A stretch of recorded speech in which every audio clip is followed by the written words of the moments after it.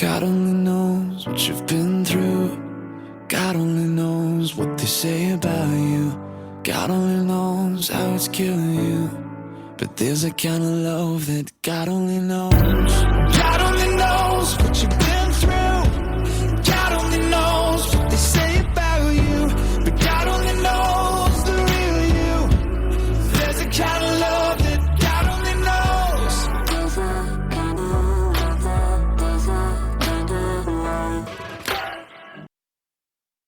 Welcome to Season 2, Episode 64 of Your Journey Is Not Over. My name is Tanya Pearson Randolph. This is my own personal journey, and the expressions and the opinions are of my own. I own all the rights to my personal journey, and your journey is not over.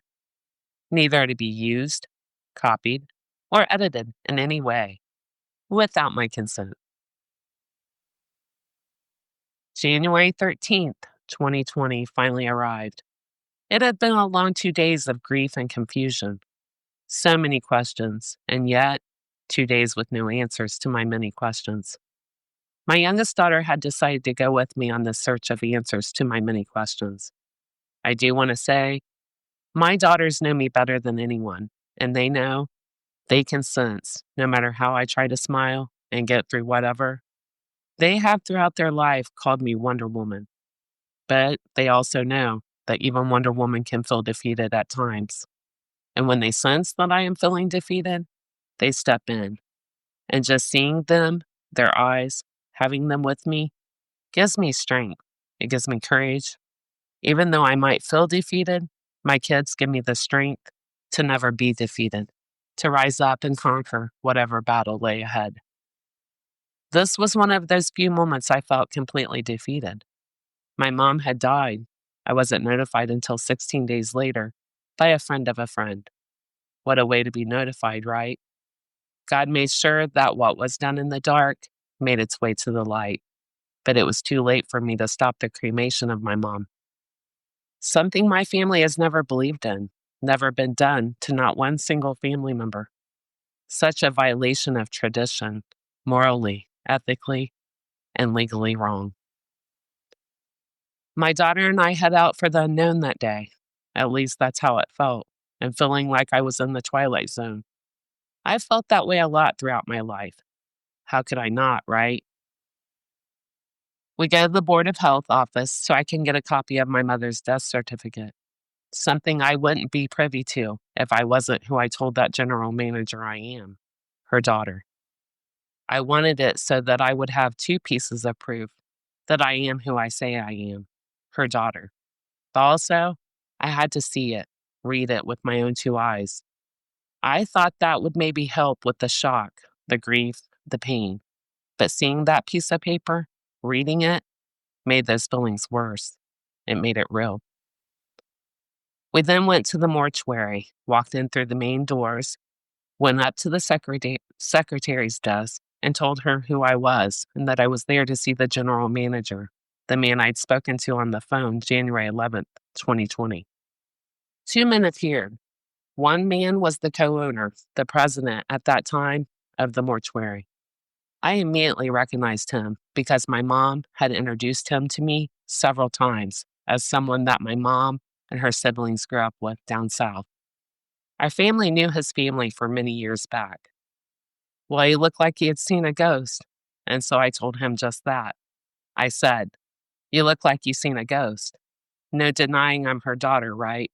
I look too much like her." He knew who I was the minute I walked into that building. I then turned my attention to the general manager, and I said, "Here's a copy of my mom's death certificate. Here's a copy of my birth certificate, and here's my driver's license. Now I want everything you have on my mom." He went to get the file. Also at that time, the co-owner, the president at that time of that mortuary, well, his cell phone rang, and he quietly said hello and in a hushed tone. And because mortuaries are very quiet, like libraries, so voices carry, even on a cell phone. And I heard my uncle's voice, and he asked, "When did she find out?" The co-owner, president at that time of the mortuary, responded, "I think Saturday." I couldn't contain myself. Hearing his voice, the uncle who for some ungodly reason has always hated me, talked about me, made me feel uncomfortable my whole life, even at my grandma's house. That would be the only reason, his only purpose for even coming to her house, to let me know he hated me and didn't approve of me being at my grandma's. But when he would leave, my grandma would always say, "Don't worry about him. He don't pay my bills." Then she would let out a sigh and say, "I don't know what happened. I gave birth to a saint, her oldest son, the person I refer to as my nice uncle."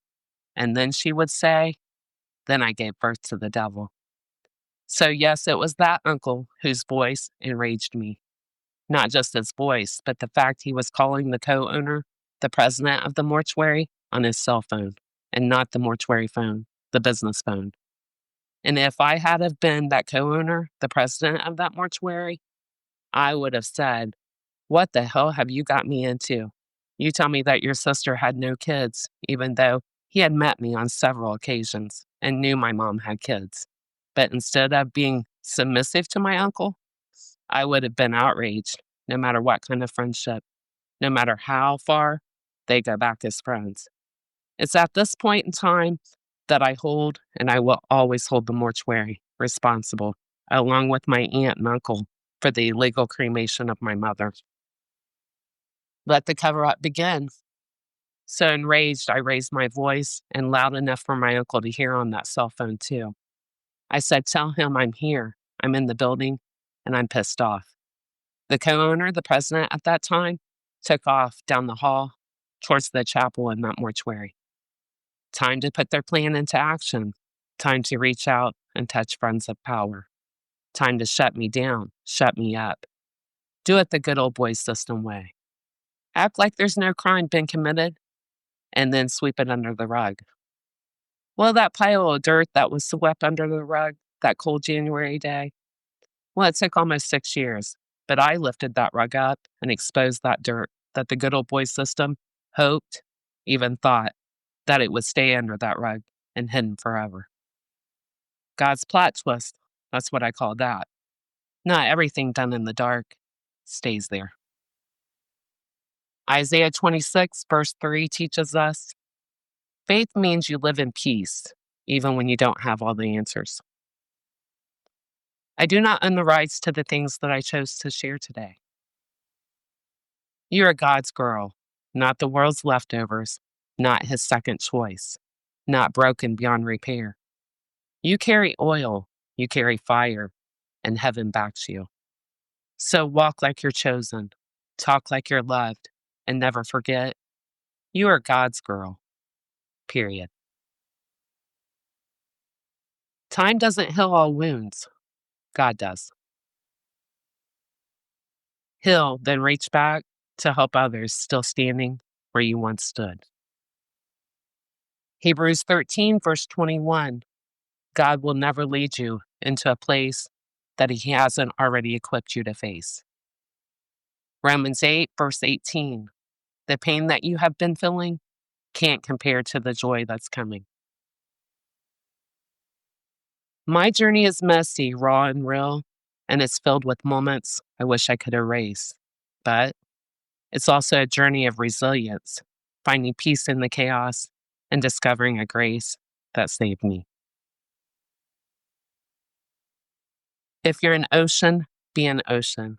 Don't be a puddle just because people can't swim. This concludes my podcast for today. Please join me Thursday, where I pick up right where I left off. There's still so much more to come. Again, please join me Thursday. Listen in, and always remember, your journey is not over. God bless.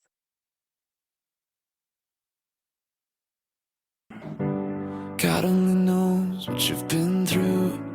God only knows what they say about you. God only knows how it's killing you. But there's a kind of love that God only knows. God only knows what you've been